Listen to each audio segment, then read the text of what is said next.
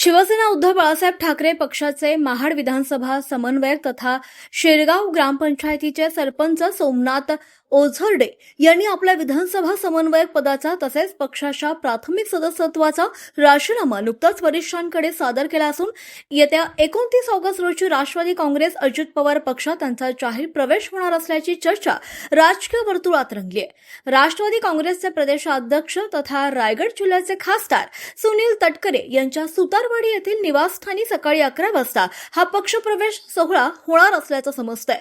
यावेळी प्रमुख पदाधिकाऱ्यांसह ओझरडे यांचे काही समर्थक सुद्धा राष्ट्रवादी काँग्रेसमध्ये प्रवेश करणार असल्याची माहिती आहे। दरम्यान राष्ट्रवादी काँग्रेसकडून रायगड जिल्हा परिषदेत स्वीकृत सदस्य म्हणून सोमनाथ ओझरडे यांची वर्णी लागणार असल्याचा खात्रीलायक वृत्त आहे।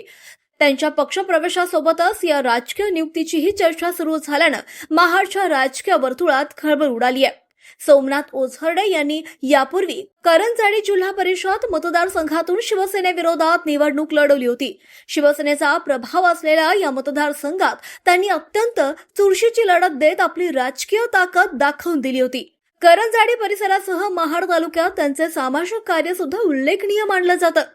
आरोग्यविषयक उपक्रमांच्या माध्यमातून विविध गरजू रुग्णांना मोफत उपचार योजनांचा लाभ मिळवून देण्यासाठी त्यांनी प्रयत्न केले। तसंच गणेशोत्सवाच्या काळात गणेश भक्तांसाठी मोफत एसटी बस सेवा उपलब्ध करून देण्याचा उपक्रम सुद्धा ते दरवर्षी राबवतात।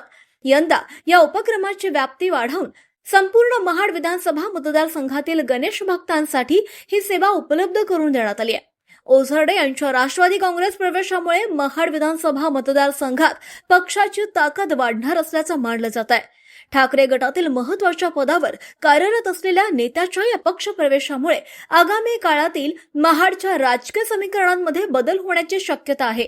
त्यातच रायगड जिल्हा परिषदेच्या स्वीकृत सदस्यपदी त्यांची वर्णी लागणार असल्याचं खात्रीलायक वृत्त समोर आल्यानं या घडामोडीला विशेष राजकीय महत्त्व प्राप्त झालंय। तुम्ही पाहत आहात विस्टा न्यूज मराठी।